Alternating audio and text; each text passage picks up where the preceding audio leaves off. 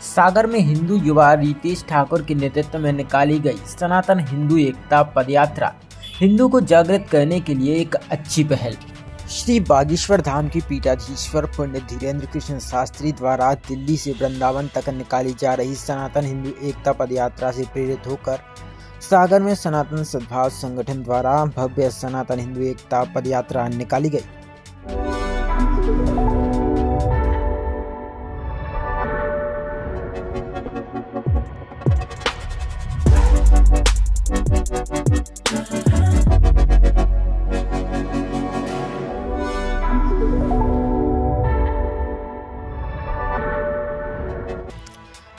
सागर में सनातन संगठन द्वारा हिंदू एकता पदयात्रा का भव्य आयोजन संपन्न हुआ।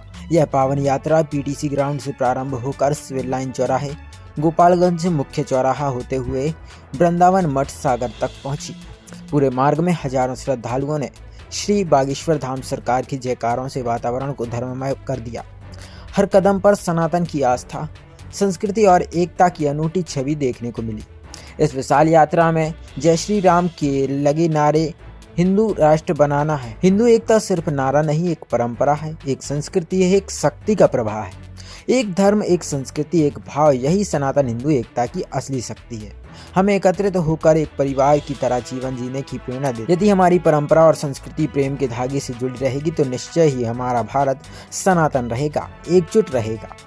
भाई है, मैं उनका सबका हृदय से स्वागत करता हूं, अभिनंदन करता हूं युवाओं की सोच के लिए कि आप इसी सोच को जिंदा रखें। अगर आपको हिंदुत्व की पहचान कायम रखनी है तो आपको बरकरार अपना जलवा कायम रखना पड़ेगा।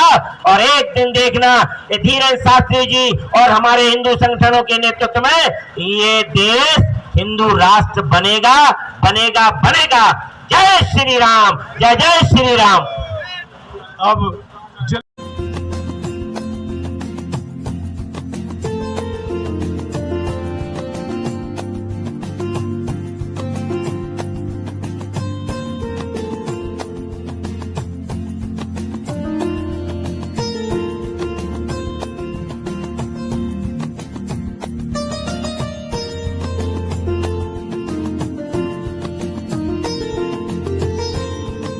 हमारे हिंदू एकता यात्रा के प्रति जो हमारे आदरणीय गुरुदेव धीरेन्द्र कृष्ण शास्त्री जी दिन रात पसीना बहाकर सुबह से लेके रात तक सनातनियों को एक करने के लिए दिल्ली से वृंदावन की जो यात्रा निकाल रहे हैं, उसी यात्रा के हमारे जो सभी सनातनी भाई हैं जो दिल्ली में सम्मिलित नहीं हो पाए, यात्रा में नहीं पहुंच पाए, वह सब हमारे सनातनी भाई लोग आज सागर मध्य प्रदेश में एकत्रित होकर सनातनी संदेश देकर हमारे गुरुदेव को एक शक्ति प्रदान कर रहे हैं, सनातनी शक्ति प्रदान कर रहे हैं, जो मेरे ख्याल से पूरे देश में सागर के हमारे सनातन भाई एकमात्र ऐसे भाई होंगे जिन्होंने ये दायित्व उठाया है कि हमारे गुरुदेव के खून पसीने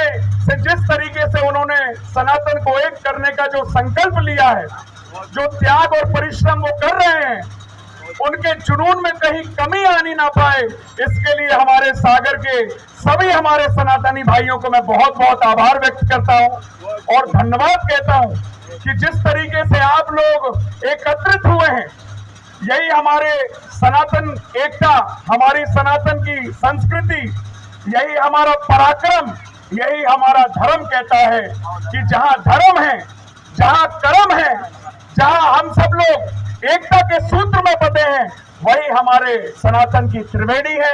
और यही संकल्प लेकर हम सभी सनातनी भाई लोग निकले हैं कि हम अगर एक रहेंगे, अगर हम एक सूत्र एक माला में बने रहेंगे तो कोई माई का लाल हमारा बाल का बाला नहीं कर सकता। यही हमारे सनातन का प्रतीक है।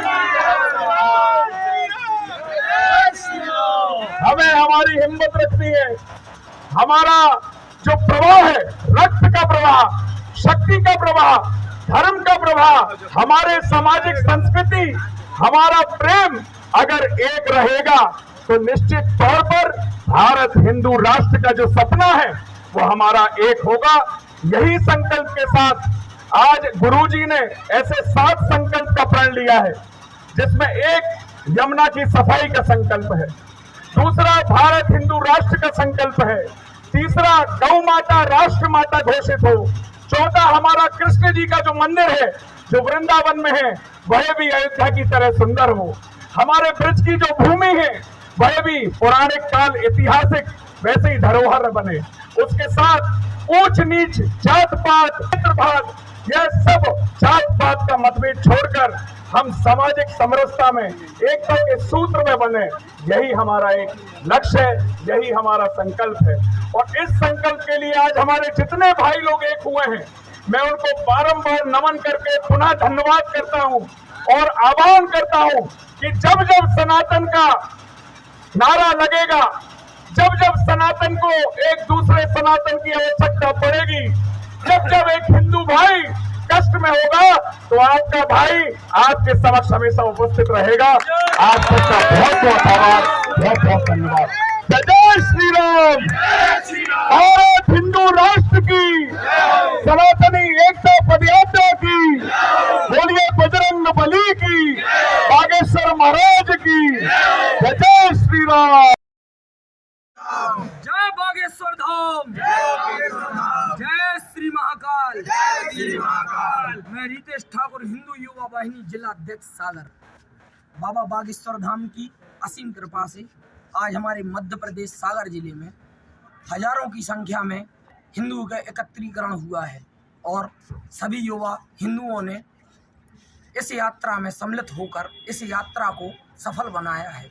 मैं सभी हिंदुओं से पुनः अनुरोध करता हूं कि इस यात्रा जैसी हर यात्रा में एकत्रित हों और हिंदू पंचम का एक झंडा ऐसा लहराएं कि मध्य प्रदेश, भारत और भी इस दुनिया में लहराए। जैसे कि आज 15 नवंबर दिन शनिवार के दिन बाबा बागेश्वर धाम जी की नेतृत्व में जो यात्रा गोपालगंज से वृंदावन तक निकाली गई, जिसमें हजारों संख्या में हिंदू एकत्रित हुआ है और आज मुझे लगा है कि इस भारत का हिंदू जागा है। और मैं ऐसा ही अनुरोध करता हूँ कि मध्य प्रदेश में हर जिले में ऐसी ही यात्रा निकाली जाए और हिंदू इसी तरह एकत्रित हो। जय श्री राम।